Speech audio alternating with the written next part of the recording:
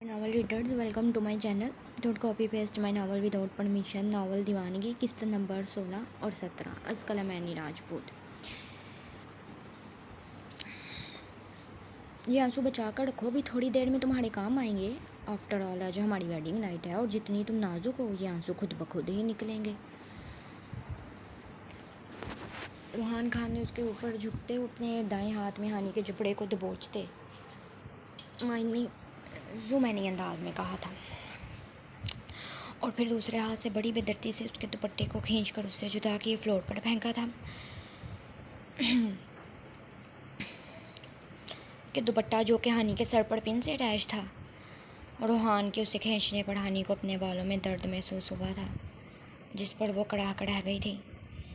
मुझे जाने दो रूहान, हानी ने उसकी इस कदर सफाकी पर रोते हुए कहा था कि रूहान खान जो पहले ही 2 दफ़ा उसे सख्ती से मना कर चुका था कि वो उसका नाम ना पुकारे, अब की बार उसके मुंह से अपना नाम सुनते। फिर अगले ही पल हानी के जबड़े पर अपने हाथ की गिरफ्त मजबूत किए उसके लबों पर झुक चुका था। वो अपनी आंखें ज़ोर से मीच गई थी। यूँ पहली बार किसी मर्द के लम्स को अपने लबों पर महसूस किया। हानी का दिल पसलियाँ तोड़कर बाहर आने को था। रूहान खान के लम्स में शिद्दत थी जिस पर हानी के पूरे जिस्म में सनसनी सी दौड़ गई थी। उसकी आंखों से बहते आंसू रूहान खान की दाढ़ी में जज्ब हो रहे थे।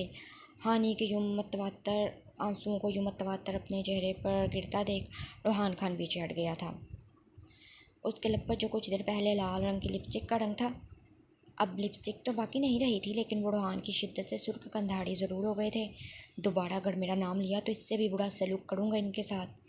फिक्र मत करो, मैं तुम्हें ना तो गालम गलोच करूँगा और ना ही तुम पर हाथ उठाऊँगा। जो भी जुल्म करना है वो अपने तरीके से इस बिस्तर पर करूँगा तुम पर। उसे यूँ शिकवा की ना नज़रों से खुद की तरफ देखता पाकर रूहान खान ने उसे अपने इरादों से बाखबर किया था कि उसकी बातों को सुन हानी का चेहरा खौफ से सफ़ेद पड़ गया था और जिस्म जैसे बेजान हो गया था। उसे यकीन नहीं हो रहा था कि रूहान खान उसके बारे में ऐसे अल्फाज इस्तेमाल कर रहा था।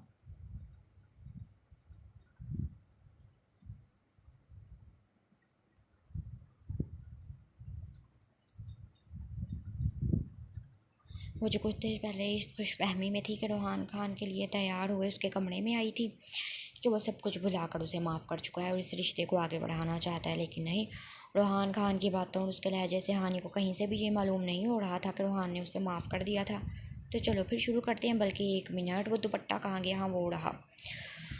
उसे यूं ही पत्थर की मूरत बने बैठा देख रूहान खान ने जुमैनी अंदाज में कहते फिर कुछ सोचते कमरे में यहाँ वहाँ नज़रें दौड़ाए हानी का दुपट्टा ढूंढना चाहता जो अगले पल उसे फ्लोर पर गिरा नजर आया था। हाँ, ये रहा दुपट्टा, चलो अब सीधी होकर बैठ जाओ। रूहान खान ने फ्लोर से दुपट्टा उठाकर उसे हानी के करीब लाते घूंघट की शक्ल में उसके ऊपर ओढ़ा था। हाँ, परफेक्ट, अब लग रही हो ना तुम दुल्हन। और हाँ, एक और बात याद आई, तुम्हारा घूंघट उठाने से पहले मुझे मुंह दिखाई में तुम्हें कुछ देना ही तो होगा।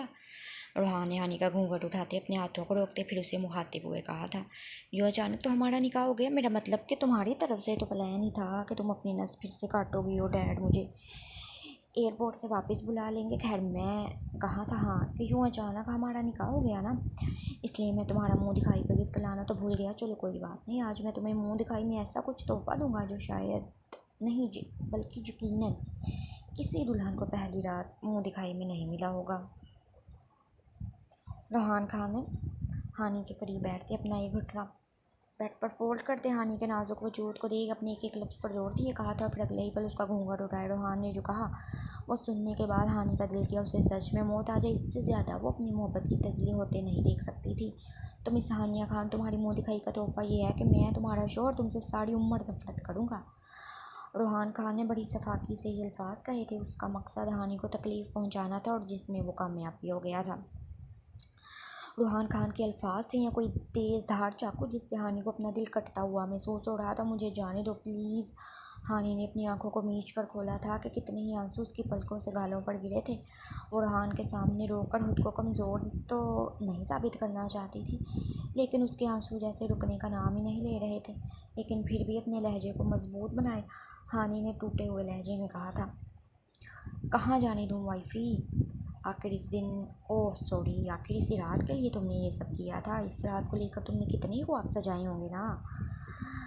और तुम्हारा शोहर होने के नाते मेरा फ़र्ज़ बनता है कि मैं तुम्हारी हर ख्वाब को, हर ख्वाहिश को पूरा करूं। रोहान खान ने अगले ही पल हानि के वजूद से दुपट्टे को नोच कर दूर फेंका था और फिर उसे तकिए पर गिराते उसके ऊपर झुका था। वट, ये क्या कह रही हैं आप मोम? एक तो मुझे रोहान भैया की समझ नहीं आ रही। अभी 2 दिन पहले तो वो ये निकाह नहीं करना चाहते और आज हानि की रुखसती ले ली। अरीश खान अभी कुछ देर पहले हॉस्पिटल से वापस आया कि हानि के बारे में पूछने पर रोहान ने उससे सारी बात बताई, जिस पर अरीश खान का रिएक्शन कुछ ठीक नहीं था। हरीश, रोहान की बात सुन मुझे भी अजीब लगा था, लेकिन फिर तुम्हारे डैड का फैसला था कि जैसे रोहान चाह रहा था वैसा ही कर दिया जाए और तुम फिक्र मत करो हानि के हवाले से। वो कौन सा रुखसत होकर किसी दूसरे घर गई है, एक कमरे से दूसरे कमरे में ही तो शिफ्ट हुई है। सुबह मिल लेना उससे भी। अभी जाओ असलीन को उसकी मेडिसिन दे दो। और हाँ हरीश, और रोहान ने गहरा सांस भरते फिर हरीश खान को समझाया था और साथ ही असलीन का ख्याल आने पर उसे असलीन की मेडिसिन के बारे में याद करवाया था। और क्या मोम? असलीन का नाम लिए जो अपनी बात को अधूरा छोड़ता देख हरीश ने तजस्सुस से पूछा था। वो असलीन कह रही थी कि मैं तुमसे कह दूँ उसे अब इंजेक्शन न लगाया करो, कहते हुए हादिमा सा मुस्कुराई थी। उसे बेसाख्ता असलीन के फेस एक्सप्रेशन याद आए थे जो रोहा के लबों पर मुस्कुराहट ले आए थे। और अपनी मोम की बात सुन यही हाल हरीश खान का भी था। वो जानता था इस लड़की को इंजेक्शन से किस कदर डर लगता था। वो इंजेक्शन के नाम पर उसे डरा कर अपनी कितनी ही बातें भी तो मनवा लिया करता था कि अगर उसकी बात मानकर ठीक से खाना नहीं खाएगी तो उसे हॉस्पिटल का सबसे बड़ा इंजेक्शन लगा देगा, जिस पर वो डर से हरीश खान की हर बात मान जाया करती थी। वो फिज़िकली ये बहुत वीक है मोम, इसीलिए मेडिसिन और इंजेक्शन उसके लिए ज़रूरी हैं और आप फिक्र मत करें, मैं उसे समझा दूँगा इस बारे में। चलता हूँ, फिर सुबह मुलाकात होगी मोम। हरीश खान सर झटकते फिर अपनी मोम को साइड रख के अपने कमरे की जानिब चल दिया ताकि वहाँ रखी असलीन की मेडिसिन और इंजेक्शन लेकर वो उसके कमरे में जा सके। 1 से 2 बार और फिर 3 बार कमरे का दरवाज़ा नॉक करने पर असलीन की तरफ से कोई रिएक्शन नहीं आया था, जिस पर हरीश खान ठिठका था। और फिर उसे हॉस्पिटल में होने वाला वाक़या बेसाख्ता याद आया कि कैसे असलीन ने अपनी जान देने की कोशिश की, इसलिए किसी हद के अगले ही पल दरवाज़ा खोले कमरे में आया और फिर कमरे में यहाँ वहाँ नज़रें दौड़ाने पर मालूम हो कि असलीन तो कमरे में ही मौजूद नहीं।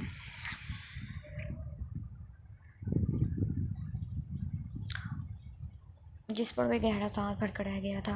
और फिर वाशरूम के बंद दरवाजे और पानी के गिरने की आवाज़ें आते देख अपने चेहरे पर हाथ फेरता वहीं बेड पर बैठती वो असलीन के बाहर आने का वेट करने लग गया था कि अगले 2 ही मिनट में वाशरूम का दरवाज़ा खुला और वो नाजुक जान अपने कदम उठाए सहमी सहमी से बाहर आई थी। और फिर अपने सामने बेड पर मौजूद उस शख्सियत को देख उसके चेहरे पर हमेशा की तरह डर और खौफ ने डेरा जमा लिया था। उसने अपने पहले से ठीक उड़े दुपट्टे को मज़ीद ठीक करते कमरे में यहाँ वहाँ नज़रें दौड़ाई। बेड पर हरीश मौजूद था, इसलिए अब अज़लीन वहीं कमरे के वस्त में नज़रें झुकाए खड़ी हो गई थी। तबीयत कैसी है तुम्हारी? हरीश खान को उसके चेहरे पर खुद के लिए डर और खौफ देख बहुत बुरा महसूस हुआ था। खैर हमेशा की तरह उसका यूँ खुद से डरना इग्नोर किया हरीश खान ने उसे मुखातिब किया, उसकी तबीयत के बारे में पूछा था। और अज़लीन हमेशा की तरह उसका यूँ मुखातिब करना इग्नोर कर गई। वो यूँ ही खड़ी थी जैसे उसने कुछ सुना ही ना हो, इसलिए जवाब देना तो दूर की बात थी, उसे यूँ अपनी बात का जवाब ना देते थे। हरीश खान ने गहरा सांस भरे फिर बेड से उठा ताकि उसे अपने कमरे में देख अज़लीन जिस कदर पैनिक हो रही थी हरीश को डर था कहीं वो गिर ही ना जाती, इसलिए बेड से कुछ फासले पर खड़ा हो गया ताकि वो यहाँ आकर लेट सके। मुझे सोना भी है मैडम, वो क्या है ना इस बंदा ना चीज़ को सुबह हॉस्पिटल भी जाना है। अज़लीन को जो अपनी जगह से टस से मस ना होते थे हरीश खान ने गहरा सांस भरे तंज किया था। वो पिछले 5 मिनट से अपने दोनों हाथ सीने पर बांधे खड़ा था, उसे देख रहा था कि वो आगे बढ़कर बेड पर बैठे और वो उससे उसकी मेडिसिन देकर इंजेक्शन लगा सके, लेकिन नहीं, अज़लीन ने कदम भी नहीं उठाया था। हरीश खान के यूँ तंज करने पर अज़लीन ने नासमझी से उसकी तरफ देखा कि आखिर वो क्या कहना चाह रहा था और उसे यूँ नासमझी से उसकी तरफ देखता पाकर हरीश ने अपने चेहरे पर हाथ फेरते गहरा सांस भरा था। मेरा मतलब था कि तुम यहाँ आकर बैठ जाओ ताकि मैं तुम्हें इंजेक्शन लगा दूँ। अब की बार हरीश खान ने सीधे तरीके से बात की थी और इंजेक्शन के नाम पर अज़लीन ने हमेशा की तरह मुंह बनाया था। वो तो समझ रही थी कि उसने रोहा से बात कर लिया है तो ज़रूर उसने हरीश को समझा दिया होगा कि अज़लीन को इंजेक्शन ना लगाया करे, लेकिन नहीं, यहाँ तो हरीश फिर उसे इंजेक्शन लगाने के बारे में बात कर रहा था, जिस पर अज़लीन बुरा सा मुँह बनाए फिर छोटे छोटे कदम उठाए बेड पर आ गई थी। हरीश ने आगे बढ़े अज़लीन की मेडिसिन निकाल कर ट्रे में रखते साथ ही रखे जग से गिलास में पानी डालते उसकी जानिब बढ़ाया था और अज़लीन चुपचाप मेडिसिन खा गई थी। हरीश ने उसके हाथ से पानी का गिलास वापस लेना चाहा कि उसे साइड टेबल पर रखते कि अज़लीन गिलास देने के बजाय खुद ही साइड टेबल पर फिर से नज़रें झुकाए बैठ गई थी, जिस पर अरीश ने सर झटकते मजनू इंजेक्शन तैयार किया। कुछ दिनों पहले अजलीन को यूँ अपनी जान लेने वाली हरकत पर अरीश ने फैसला किया था कि वह रात उसे सुकून का इंजेक्शन दिया करेगा, जिस पर वो पूरी रात सुकून से सो जाया करे। और ये इंजेक्शन उसे तब तक देना था जब तक वो अपने साथ होने वाले उस वाक़े से बाहर नहीं निकल आती थी। अपना बाजू सीधा करो। अरीश खान अजलीन के खौफ को देखकर अरीश खान की पूरी कोशिश होती थी कि वो इंजेक्शन लगाते या मेडिसिन देते वक्त उसे ना ही टच करे, लेकिन उसे खुद ही अपना बाजू सीधा करने को कहा, जिस पर अजलीन बुरा सा मुँह बनाए फिर अपना बाजू सीधा किए अपनी आंखें ज़ोर से मीच गई थी। मकसद इस इंजेक्शन के लगने से होने वाले दर्द को बर्दाश्त करने के लिए खुद को तैयार करना था। अरीश उसके बच्चों जैसी हरकत देख मुस्कुराया और फिर जल्दी उसे इंजेक्शन लगाते पीछे हटा था। यही मेडिसिन तुम्हें सुबह ही खानी है अजलीन, मैं हॉस्पिटल से वापसी पर चेक करूँगा और ये इंजेक्शन तुम्हें रोज़ लगना है, इसलिए दोबारा मोम से मेरी शिकायत लगाने की ज़रूरत नहीं, क्योंकि मैं तुम्हारा डॉक्टर हूँ, मोम नहीं। इसलिए अगर तुम्हें कोई भी बात करनी है तो मुझसे किया करो। अरीश खान कहते फिर अजलीन को यूँ अपनी बात पर अक्का बक्का छोड़ी उसके कमरे से बाहर चला गया था कि अजलीन ने बेसाख्ता ही मुंह बनाते फिर उठकर कमरे का दरवाज़ा लॉक किया। लाइट्स पहले ही ऑन थी, इसलिए अब वो सीधा बेड पर आते कम्फर्टर में घुस गई थी। मैंने कितना समझाया था तुम्हें अपने इस दिमाग से इस बात को निकाल दो, लेकिन नहीं, तुमने मेरी बात नहीं मानी थी ना। तो मुझसे अब भी किसी किस्म की उम्मीद मत रखना, ना ही नरमी की, ना ही हमदर्दी की। और मोहब्बत मोहब्बत तो बहुत दूर की बात है। रूहान का मरकर भी तुमसे मोहब्बत नहीं करेगा, लेकिन हाँ, तुमसे निकाह किया है तो तुम्हें तुम्हारा हक ज़रूर दूंगा। रूहान खान ने बिना हानि के सिसकते वजूद की परवाह किए टूटे हुए दिल से कहा था।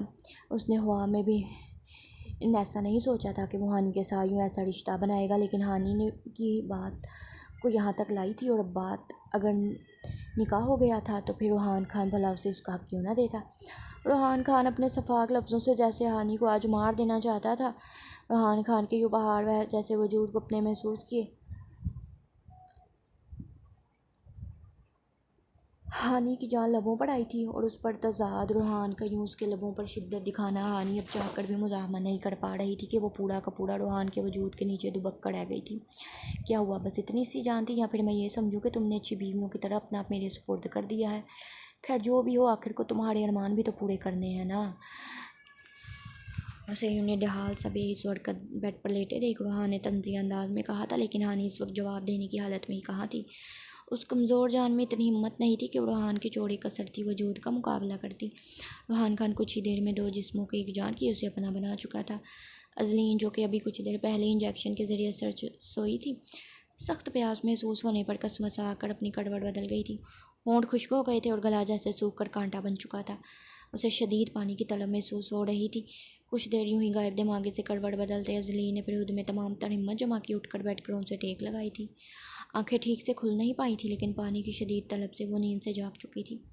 कमरे की लाइट चूँकि वो पहले ही ऑन करके सोई थी, इसलिए अपनी गर्दन तिरछी किए साइड टेबल पर नज़र दौड़ाई थी, लेकिन ना तो वहाँ पानी का जग मौजूद था और ना ही गिलास।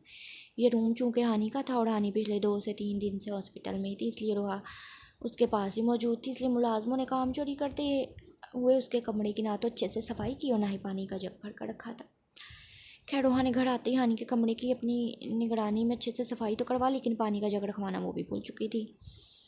क्या करूँ, मुझे तो बहुत प्यास लग रही है। अजलीन ने बेड के दूसरी जानिब भी नज़रें दौड़ाई साइड टेबल पर देखा था, लेकिन वहाँ भी पानी मौजूद नहीं था। इसलिए मुंह बनाते दिल में सोचा था, एक दिल तो कर रहा था कि वो बाहर जाकर किसी से पानी के लिए कहे, लेकिन फिर यूँ अकेले बाहर जाने की हिम्मत भी नहीं हो रही थी। आखिरकार खुद में हिम्मत जमा की अजलीन बेड से उठी थी और फिर धीरे धीरे कंफर्टर उठाए कमरे के दरवाजे तक आई। नहीं रहने देती हूँ, अभी सोने की कोशिश करती हूँ, सुबह पानी पी लूँगी। और फिर यूँ ही एकदम ही घबराते दरवाजे से भागते वापस बेड तक आई थी। रूहान ने उसे पल पल सज़ा दी थी, जैसे उसने मोहब्बत नहीं कोई गिनाह किया हो जिसकी सज़ा मिल रही थी उसे। हानि ने टूटे दिल से सोचते फिर अपने कंफर्टर को खींच कर गर्दन तक लेते रूहान की तरफ अपनी पुष्ट करना चाहिए कि यूँ कंफर्टर ऊपर करने पर उसे अपनी ज़ख्मी कलाई में दर्द महसूस हुआ था। तुमने मेडिसिन नहीं ली क्या हानि? रूहान चाहकर भी खुद को इसकी फ़िक्र करने से नहीं रोक पाया था। और हानि, जो कि उसके सख्त अल्फाजों पर दिल बर्दाश्त हो चुकी थी, उसने रूहान की बात का जवाब देना ज़रूरी नहीं समझा था। मैं तुमसे बात कर रहा हूँ हानि। रूहान खान, जो कब से उसकी बेरुखी बर्दाश्त कर रहा था, अब उसे हानि की एक पल की बेरुखी हजम नहीं हो रही थी। अगले ही पल वो उसे कंधे से थाम सीधा करके चेहरे पर धारा था। मुझे नहीं कोई मेडिसिन खानी, मुझे बस सोना है। हानि ने उसी बेरुखी से जवाब दिया था। तुमसे जितनी बात पूछूं सिर्फ उतना ही जवाब दिया करो। रोहान खान उसके टके का जवाब सुन जान चुका था कि यकीनन उसने मेडिसिन नहीं ली थी। हानि कहती अपनी आंखें मीच गई थी, उसे अब वाकई में सोना था। जब कुछ ही देर में दरवाज़ा खोलने और फिर बंद होने की आवाज़ पर हानि ने झट से आंखें खोली थी कि भला रोहान इस वक्त कहाँ जा सकता था। प्यास की शिद्दत के बायस जलीन ने डरते डरते फिर अपने कदम बाहर की जानिब रखे, उसे कहीं बाहर रोहा या हानि दिख जाए तो उनसे पानी का कह दे। और तभी रोहान भी ट्राउज़र और वेस्ट पहने कमरे से बाहर आया ताकि हानि के लिए किचन से कुछ खाने के लिए ला सके और फिर उसे मेडिसिन खिला दे। अजलीन जिसने अपने कदम आगे की जानिब बढ़ाई थे कि सामने से आते रोहान को देख उसके कदम जम गए थे, चेहरे पर खौफ उमड़ आया था। और रोहान खान जो बेदहानी से अपने कदम आगे की जानिब बढ़ा रहा था, अजलीन उसे करीब आते देख चीखना शुरू हो गई थी। और रोहान इस लड़की को यूँ अचानक चीखता देख ठिठका था। रोहा और अरीशमान खान का कमरा नीचे वाले पोर्शन में था, जबकि रोहान खान, हानि और अरीश खान के कमरे ऊपर वाले पोर्शन में मौजूद थे। अरीश खान जो भी फ्रेश होकर अपने गीले बालों में हाथ फेरता वाशरूम से बाहर आया था, यूँ अपने कमरे के बाहर से अजलीन के चीखने की आवाज़ें सुनते लम्हे के हज़ार में इसी में दरवाज़ा खोले बाहर आया। और फिर अगले ही पल अजलीन और फिर उससे कुछ फासले पर खड़े रोहान को देख आगे बढ़े। जट से अजलीन के मुंह पर हाथ रखे उसे मजीद चीखें मारने से रोका था, जबकि रोहान तो अक्का बक्का सा ये सब देख रहा था। डरो मत अजलीन, वो रोहान भैया है, मेरे बड़े भाई। अरीश खान ने उसके चेहरे पर हाथ की गिरफ्त ढीली की अजलीन के करीब झुकते कहा था। जब उसकी गर्म सांसों की तपिश पर अजलीन चीखना तो दूर की बात अपनी सांस तक रुक गई थी। रोहान खान ने जब खुद के यूँ शर्टलेस वेस्ट पहने यहाँ खड़े होने पर गौर किया तो जल्दी सीढ़ियाँ उतरते किचन की जानिब किया। अरीश खान वहाँ इस लड़की को संभालने के लिए आ चुका था। रोहान को यूँ सीढ़ियाँ उतरते नीचे की जानिब जाते देख अरीश खान ने गहरा सांस भरे फिर अपने बेहद करीब खड़ी थर थर कांपती नाजुक सी लड़की को देखा था, जो उसकी इतनी सी नज़दीकी पर ही यूँ कांप रही थी जैसे वाइब्रेशन पर लगी हूँ। मैं अपना हाथ हटा रहा हूँ अजलीन, प्लीज़ चीखना मत वरना मोम डैड उठ जाएंगे। अरीश खान ने अपना हाथ पीछे हटाने से पहले एक बार उस लड़की को समझाना चाहा था कि कहीं वो उसके हाथ हटाते ही फिर से यूँ चीखना ना शुरू कर दे। अरीश ने जैसे उसके चेहरे से अपना हाथ हटाया तो अजलीन ने वहाँ से भागने की कोशिश की। जब अरीश आगे बढ़ते उसकी कलाई थामे से रुक गया। क्या हुआ अजलीन, तुम ठीक तो? और इस वक्त अपने कमरे से बाहर क्यों आई थी?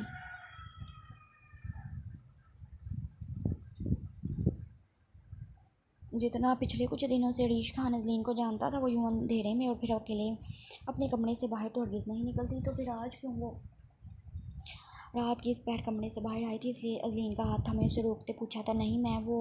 और अजलीन के मुंह से जैसे अल्फाज नहीं निकल रहे थे। अरीश खान के हाथों का लम्स अपने चेहरे और अब अपनी कलाई पर महसूस करते अजलीन की जान जा रही थी। वो बस जल्द अज जल्द यहाँ से वापस अपने कमरे में जाना चाहती थी।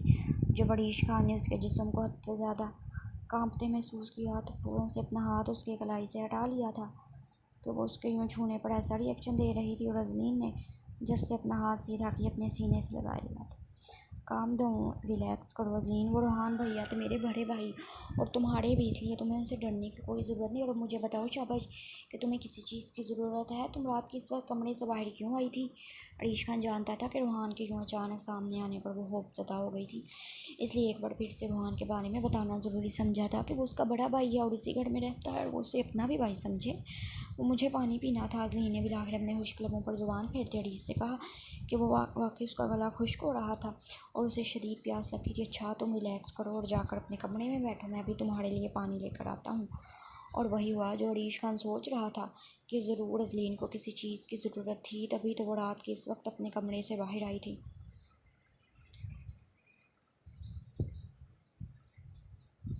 अरीश खान के जवाब पर अजलीन झट से अपने कमरे की जानिब चल दी थी और वहीं अरीश खान गहरा सांस भरे किचन की जानिब। रोहान खान ने किचन में आते फिर बिरयानी को गर्म होने के लिए ओवन में रखा कि तभी अरीश पर अपने चेहरे पर हाथ फेरता किचन में दाखिल हुआ। क्या हुआ अरीश, वो ठीक तो है? मेरा मतलब कि अचानक ही मुझे देखकर जो चीखने लग गई, मुझे कुछ समझ ही नहीं आया। इट्स ओके रोहान भैया, वो बस अचानक आपको अपने सामने देख डर गई थी। रोहान अजलीन के बारे में अरीश से तफसील से बात करना चाह रहा था कि वो उसे अपनी मोम से भी यही मालूम हुआ कि लड़ी अरीश की पेशेंट थी और फिर हानि की दोस्त बन गई, इसलिए वो उसे अपने घर ले आया। लेकिन रोहान अरीश से इस बारे में खुलकर बात करना चाहता था। रोहान भैया वो हानि ठीक है ना? हॉस्पिटल से आया हूँ तो मुझे मालूम हुआ कि आप हानि की रुखती ले चुके, इसलिए मैं उससे मिल ही नहीं सका। अरीश ने फ्रिज से पानी की कैन निकालते फिर आज आने पर मुड़कर रोहान से कहा था। हाँ वो ठीक है अरीश, बिरयानी गर्म हो चुकी थी इसलिए रोहान ने उसे ओवन से निकालते मसरूफ़ से अंदाज में कहा था। आपको नहीं लगता भैया कि ये सब बहुत जल्दी हो गया, मेरा मतलब अभी हानि। अरीश ने गहरा सांस भरा था और अभी वो अपनी बात मुकम्मल करता कि रोहान ने उसकी बात को टोक गया था। मुझे अभी हानि को मेडिसिन खिलानी है अरीश, हम सुबह इस बारे में बात करेंगे। रोहान के यूँ दो टोक जवाब पर अरीश खान ने गहरा सांस भरे पानी का गिलास और कहन लिए किचन से बाहर आ गया, जबकि रोहान खान ने भी बिरयानी की प्लेट को ट्रे में रखते साथ ही पानी और रायता रखा था। उसका रुख भी अब अपने और हानि के कमरे की तरफ था। रोहान ने कमरे में दाखिल होते अपने हाथ में पकड़े ट्रे को साइड टेबल पर रखते फिर वापस मुड़कर कमरे का दरवाज़ा लॉक किया था। और हानि, जिसकी अभी आंख लगी थी, कमरे में हटपट की आवाज़ सुनते बुरा सा मुँह बनाया। मम्मा, हमें भी कुछ देर सोना है, लाइट ऑफ कर दें। और फिर मुँह में बड़बड़ाते सीधा होना चाह के अगले ही पल रोहान ने झुककर उसे एक ही जस्त में उठाकर बैठाया था। वो जो बस गहरी नींद में जा रही थी, इससे अचानक रफ्तार पर बौखलाकर अपनी आंखें खोली और फिर अपने सामने रोहान को देख अपनी आंखों को बीच कर खोला था। और फिर जैसे ही कुछ देर होने वाला मंजर इसकी आंखों के सामने लहराया था, जिस पर वो शर्म से अपनी नज़रें झुका गई थी। तुम शायद भूल रही हो मिस सानिया, अभी 2 दिन पहले तो तुमने ज़बरदस्ती मुझसे निकाह की और आज मेरे कमरे में मेरी बीवी के हक़ से मौजूद हो। और भला इतनी जल्दी तुम कैसे भूल गई कि तुम तो शादीशुदा हो। रोहान खान जैसे फिर से अपनी बातों से जहर उगलना शुरू कर गया था। उसके ज़बरदस्ती निकाह वाले अल्फाज हानि को अपना दिल चीरता हुआ महसूस हुआ। मुझे सोना है रोहान, मेरा मतलब कि मुझे सोना है। हानि रोहान का नाम लेते लेते रुकी थी, उसकी नज़रें झुकी हुई थी। सो जाना, पहले थोड़े से चावल खा लो और हाँ, मेडिसिन खाकर सो जाना। तुम्हारी सेहत देख मुझे अंदाज़ा हो चुका है कि आज की रात तुम इससे ज़्यादा मुझे बर्दाश्त नहीं कर पाओगी, इसलिए बेफिक्र हो जाओ, मैं मज़ीद कुछ नहीं करूँगा। मुझे भूख नहीं है, मैं ऐसे ही मेडिसिन खा लूँगी। रोहान ने हानि से कुछ फासले पर बैठते फिर उसके सामने चम्मच में थोड़े से चावल डालते मुंह खोलने का कहा था कि हानि ने आंखों में नमी लिए उसे देखा था। अभी कुछ देर पहले तो वो यूँ सितमगर बना था और अब कैसे उसे अपने हाथ से खाना खिलाने का सोच रहा था। अभी कुछ देर पहले मैंने तुम्हें क्या समझाया था कि तुम पर जुल्म सिर्फ मैं बिस्तर पड़ूँगा, इसलिए मेरे खाना खिलाने का मतलब ये मत समझना कि मुझे तुम पर रहम आ गया। मुझे इस वक्त सोना है, इसलिए जल्दी जैसे ख़त्म करो और अपना मुँह खोलो। रोहान खान एक तरफ उससे फिक्रमंदी दिखा रहा था, दूसरी तरफ यूँ रिएक्ट कर रहा था जैसे कोई एहसान कर रहा हो। खैर, अपनी फेवरेट चिकन बिरयानी को देख हानि की भूख चमकी, इसलिए अगले ही पल मुँह खोलते फिर रोहान के हाथ से खाना शुरू कर गई। उसे यूँ पूरी प्लेट बिरयानी खिलाने के बाद रोहान ने एक तिरछी निगाह उस पर डाली थी, जो भी कुछ देर पहले ये कह रही थी कि उसे भूख नहीं, और सारी प्लेट ऐसे खा गई जैसे कितने ही दिनों की भूखी थी। पानी की कैन और गिलास लिए अरीश खान नज़लीन के कमरे के बाहर आया था, लेकिन दरवाजे पर हाथ रखने पर उसे मालूम हुआ कि कमरा अंदर से लॉक था, इसलिए दस्तक दी और अंदर बैठी नज़लीन, जो कि तकिए में मुँह आंसू बहा रही थी, दस्तक की आवाज़ पर बेसाख्ते अपनी जगह से उछली थी। 1 से 2 बार और फिर 3 बार दरवाजे पर बार दस्तक देने पर भी नज़लीन ने उसे नहीं खोला था, बल्कि अंदर ही अंदर लड़खड़ाती आवाज़ से अरीश को इनकार कर दिया कि उससे कोई पानी नहीं पीना, इसलिए वो जाए यहाँ से। अज़लीन, मैं ये गिलास और पानी तुम्हारे कमरे के बाहर रख कर जा रहा हूँ, पी लेना। अरीश खान जानता था कि वो बहुत डर चुकी है, इसलिए अब हरगिज़ भी दरवाज़ा खोले उसके सामने नहीं आना चाहती, इसलिए कुछ सोचे फिर पानी की कैन और गिलास को वहीं उसके बंद दरवाजे के सामने रख दिया। हाँ, वो वाकई रात के इस पहर उसके कमरे में जाने का कोई हक़ नहीं रखता था, इसलिए वहीं से वापस जा चुका था। जब कुछ देर के बाद अज़लीन ने धीरे से कमरे का दरवाज़ा खोला और फिर झट से गिलास और पानी की कैन उठाए, दरवाज़ा बंद किया था। मेडिसिन कहाँ है तुम्हारी? रोहान खान ने बर्तन साइड टेबल पर रखते फिर उसकी मेडिसिन के बारे में पूछा था, जो हानि ने उसे ड्रेसिंग टेबल के दराज में बताया, और ड्रेसिंग मिरर के दराज से मेडिसिन निकालते रोहान की नज़र बेसाख्ता ही ऊपर गई तो अपने कंधे और गर्दन की जान हानि के नाखूनों की लकीरों को देख ठिठका था। वो भी कुछ देर पहले किचन में भी अरीश के सामने खड़ा था, और यकीनन अरीश ने भी ये निशान देखते ना जाने उनके बारे में क्या सोचा होगा। रोहान ने गहरा सांस भरे फिर वापस मुड़कर मेडिसिन थमाई थी और अगले 5 मिनट में वापस कमरे की लाइट्स ऑफ की हानि की तरफ पुश्तकी लेट गया, जबकि हानि यूँ ही बेडरूम से टेक लगाई कितनी देर रोहान की पुश्त को देखती रही थी और फिर यूँ ही बेडरूम से टेक लगाए नींद की वादियों में गुम हो गई थी, उससे भी मालूम नहीं हुआ था। जारी है, लाइक और कमेंट करके चैनल को सब्सक्राइब करें, नावल को अपने दोस्तों के साथ शेयर करें और एपिसोड पर अपना रिव्यू ज़रूर दिया करें।